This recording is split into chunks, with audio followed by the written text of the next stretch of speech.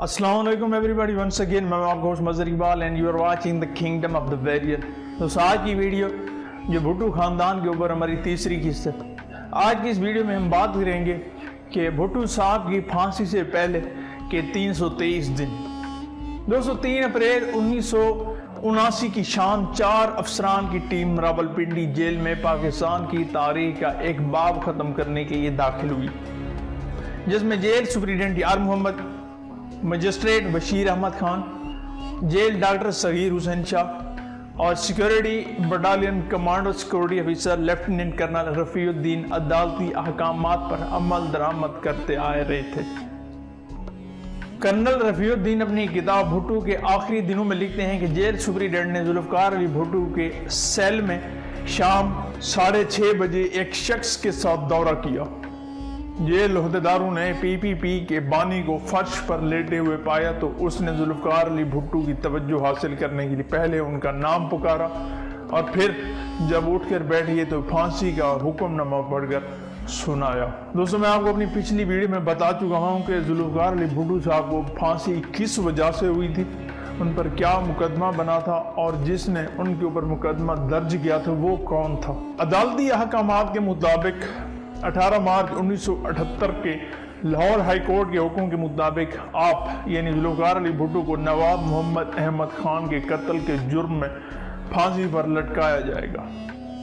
आपकी supreme court में दरख्वास्त 6 फरवरी 1979 को मुस्तरद कर दी गई थी और नजर सानी दरख्वास्त को 24 मार्च 1979 को रद्द भी कर दिया गया। सदर पाकिस्तान ने इस मामले में मुदाखलत न करने का फैसला किया है तो अब आपको लटकाने का फैसला किया गया। कर्नल रफ़ीउद्दीन उस वक्त उसी मौके पर जेल सुप्रिटेंडेंट के हमरा खड़े थे और वो बताते हैं सुप्रिटेंडेंट जब हुक्मनामा पढ़ रहे थे तो मैंने भुट्टो साहब के चेहरे पर किसी किस्म की फिक्र के आसार नहीं देखे, बल्कि मैंने उन्हें पुरसकून और चेहरे पर मुस्कुराहट सजाए हुए देखा। जेल सुप्रिटेंडेंट की बात सुनने के बाद पीपल्स पार्टी के बानी ने कहा कि उन्हें फांसी के अहकामात सजा के 24 घंटे पहले सुनाए जाने चाहिए थे, मगर ऐसा नहीं हुआ।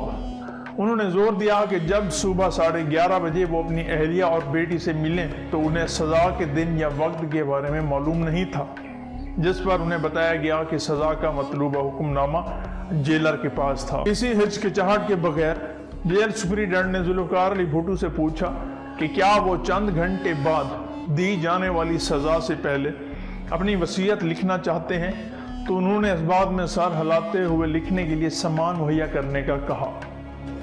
उन्होंने जेलर को यह भी कहा कि उन्हें ब्लैक वारंट दिखाए जाएं, जिस पर जेलर का जवाब था कि कानून के मुताबिक ऐसा नहीं किया जा सकता। रात 8 बजे जुल्फ़कार अली भुट्टो ने कॉफी का एक कप पिया और उन्होंने जेल में अपने अर्दली अब्दुर्रहमान को तलब करके कहा कि वो उन्हें माफ कर दे। रात 10 बजे के करीब उन्होंने अब्दुर्रहमान को गर्म पानी लाने को कहा ताकि वो शेव बना सकें। उसके बाद भुट्टो ने कर्नल रफ़ीउद्दीन से बातचीत की।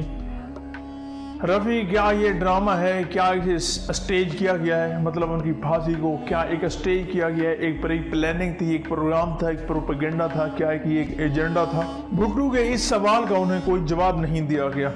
वो शख्स खामोश रहा। फिर भुट्टो साहब ने दांतों पर बुरश किया और कुछ देर तक अपने बिस्तर पर बैठकर वो कुछ लिखते रहे। फिर उन्हें वार्डन से पूछा उनकी फांसी में कितना वक्त बाकी है। उन्हें वक्त बताया गया, जिसके बाद उन्होंने उन कागजात को जला डाला जो उन्होंने तहरीर किए थे। जो कुछ भी उन्होंने पे लिखा था वो सब भुट्टो साहब ने जला दिया। रात 11:25 पर जुल्फ़कार अली भुट्टो ने अपने अर्दली को कहा कि वो कुछ देर सोने की कोशिश करते हैं, क्योंकि वो गुज़श्ता रोज सही तौर पर सो नहीं सके थे।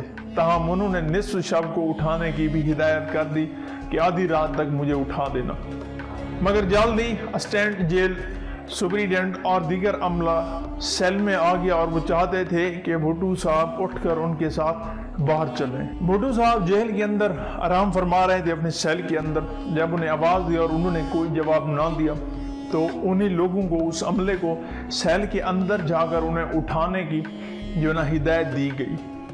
अमले ने उस पर अमल दरामद किया और बमुश्किल ही से भुट्टो की आंखें खोलने पर मजबूर कर सके। एक बार फिर भुट्टो साहब ने डॉक्टर की बात पर कोई रद्द अमल ज़ाहिर नहीं किया। इस मौके पर कर्नल रफ़ीउद्दीन की मुआवनत से मदद से जुल्फ़कार अली भुट्टो साहब का तीसरी बार तिबी मुआयना हुआ और डॉक्टर ने कहा कि वो बिल्कुल ठीक है। रात 1:35 के करीब हुकाम की टीम सेल में दाखिल हुई और जुल्फ़कार अली भुट्टो को बिस्तर पर आराम करते हुए देखा। मजिस्ट्रेट बशीर अहमद खान ने उनसे दरियाफ्त किया कि क्या उन्होंने वसीयत तहरीर की है, जिस पर भुट्टो ने मध्यम आवाज़ में जवाब दिया कि उन्होंने कोशिश तो की थी मगर उनके ख्यालात बहुत ज़्यादा मुंतशिर थे, इसलिए वो ऐसा नहीं कर सके और कागजात को जला दिया। फिर उनसे पूछा गया कि क्या वो फांसी घाट तक चल कर जाएंगे या ले जाने को तरजीह देंगे। इस सवाल पर वो खामोश रहे। कुछ सेकंड बाद जेल सुपरिटेंडेंट ने अपने अमले को तलब किया, जिन्होंने जुल्फ़कार अली भुट्टो को उठाकर स्ट्रेचर पर डाल दिया। भुट्टो साहब स्ट्रेचर पर बेहिस हरकत लेटे रहे और उसी दौरान उन्हें हथकड़ी पहना दी गई। जब उन्हें चबूतरे पर पहुंचा दिया गया तो 2 वार्ड्स ने उन्हें फांसी के तख्ते तक पहुंचाने में मदद की। उनकी हथकड़ियों को उतारा गया और एक बार जब उनके हाथ कमर पर चले गए तो उन्होंने एक बार फिर हथकड़ी लगा दी। वहां मौजूद तमाम अफराद खामोश खड़े थे। जल्लाद तारा मसीह पहले से ही वहीं मौजूद था। उसने अपने काम के लिए खुद को तैयार कर रखा था। उसने जुल्फ़कार अली भुट्टो के चेहरे पर एक नकाब चढ़ाया। जब घड़ी की सुइयां 2:04 पर पहुंची तो जल्लाद ने जुल्फ़कार अली भुट्टो के कान में सरगोशी की और लीवर खींच दिया। रहनुमा का जिस्म 5 फुट नीचे गिरा और आधे घंटे तक उसी पोजीशन पर लटका रहा। उसके बाद एक डॉक्टर ने मुआयना किया और भुट्टो साहब को मुर्दा करार दिया। वो जल्लाद तारा मसीह ने जुल्फ़कार अली भुट्टो की लाश को उतारा और उनके हाथों और पैरों पर मालिश करने लगा। कहा जाता है कि जल्लाद रहनुमा भुट्टो साहब के औज़ा को सीधा करना चाहता था, जो कि फांसी के असरात से मुड़ गए थे।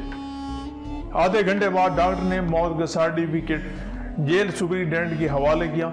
उनकी मैयत जेल के हुकाम के हवाले कर दी गई, जिन्होंने उन्हें गुस्ल दिया।